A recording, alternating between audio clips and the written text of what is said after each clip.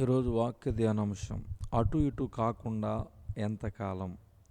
ఒకరోజు వేటగాడు అడవికి వెళ్తూ ఒక కుర్రవాణ్ణి తనతో పాటు తీసుకువెళ్ళాడు. అడవిలో చెట్ల మీద కొన్ని పక్షులు పావురాలు వాలి ఉండగా ఆ వేటగాడు మందుతో నింపబడి ఉన్న తుపాకీని నెమ్మదిగా ఆ పక్షుల వైపు గురిపెట్టి కొట్టాడు.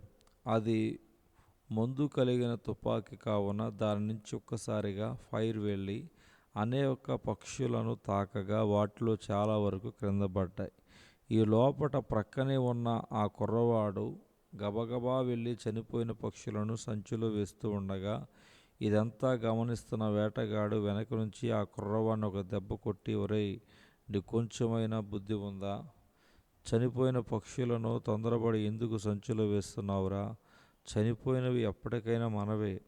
కొన్ని పక్షులు గాయపరచబడి చావలేక బ్రతకలేక కొట్టుకుంటున్నాయి, చూసావా? అవేరా ఎప్పటికైనా ఎగిరిపోతాయి.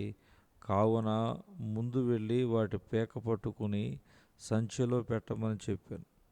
గమనించండి, ఎవరైతే నిలువెచ్చగా ఉంటారో, అనగా ఇటు పూర్తిగా ఆత్మీయముగా కాకుండా అటు లోకాన్ని పూర్తిగా విడిచిపెట్టకుండా మధ్యస్థంగా ఉంటారో వారినే సైతాను పట్టుకొని బంధించే ప్రయత్నం చేస్తాడు. ఆత్మీయ జీవితంలో నిలువెచ్చనితనం బహు ప్రమాదకరం. అటువంటి వారిని తన నోట నుండి ఉమ్మివేస్తానని దేవుడు హెచ్చరిస్తున్నాడు. ప్రకటన గ్రంథం 3:16. ఉమ్మివేయుట అనగా సంపూర్ణముగా విసర్జించుట. కారణం, నిలువెచ్చని స్థితి దేవునికి అసహ్యం. నిలువెచ్చని జీవితాన్ని జీవించిన సౌలు దేవుని చేత విసర్జించబడి తనను తానే చంపుకునే స్థితిని కొని తెచ్చుకున్నాడు.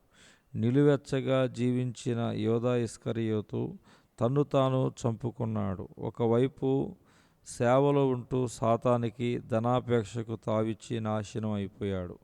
నిలువెచ్చని జీవితానికి చోటివ్వద్దు, అనగా ఆదివారం దేవుని బిడ్డగాను మిగిలిన రోజులు లోకానుసారమైన లేదా శరీరానుసారమైన క్రియలకు చోటిచ్చేవానిగా ఉండకూడదు. నీవు ఆత్మీయముగా ఉజ్జీవము కలిగి వేడి కలిగి దేవుని కొరకు రగిలే జ్వాలగా ఉండాలి తప్ప అదిరిపోయే స్థితిలో కొట్టుమిట్టాడుతున్న దీపముగా ఉండకూడదు. సాధారణముగా ఎవరి శరీరమైనా చల్లబడుతుంటే చుట్టూ ఉన్నవారు గబగబా అరికాలు పట్టుకుని వేడి పుట్టించే ప్రయత్నం చేస్తారు. కారణం, చల్లదనం మరణానికి సూచన, వెచ్చదనం జీవానికి సూచన. మనం వెచ్చగా జీవము కలిగి వేటగాని సాతానికి అందనంత ఎత్తులో ఉన్నతమైన జీవితం జీవించాలని దేవుడు ఆశిస్తున్నాడు. నా దీపాన్ని ఆర్పివేస్తే, నన్ను లోకములోనికి త్రోసివేస్తే, నాలో ఉన్న వేడికి చన్నీళ్లు కలిపి నిలువెచ్చని జీవితానికి నేను ఎన్నడూ చోటు ఇవ్వకుండా నా దీపము ఆత్మలో ఎప్పటికప్పుడు నూనె వాక్యం నిలుపుకుంటూ నా ఆత్మీయ జీవితములో వేడి కలిగి దేవుని కొరకు రోషము కలిగి ఎన్నటికీ వెలుగుతూనే ఉంటానని ఒక గొప్ప తీర్మానము తీసుకోమని మనవి. అయ్యో వేషధారులైన శాస్త్రులారా, పరిసయ్యులారా, మీరు పుదీనాలోను సోపులోను జీలకర్రలోను 10వ వంతు చెల్లించి ధర్మశాస్త్రములో ప్రధానమైన విషయములను, అనగా న్యాయమును, కనికరమును, విశ్వాసమును విడిచిపెట్టిదిరి. వాటిని మానక వీటిని చేయవలసి ఉండెను. అందులైన మార్గదర్శకులారా, దోమ లేకుండానట్లును వడియగట్టి వంటను మృంగివేయు వారు మీరే. అయ్యో వేషధారులైన శాస్త్రులారా, పరిసయ్యులారా, మీరు గిన్నెయో పల్లెమును వెలుపట శుద్ధి చేయుదురు గాని అవి లోపల తోపుతోనూ అజితేంద్రియ తత్వముతోనూ నిండి ఉన్నవి.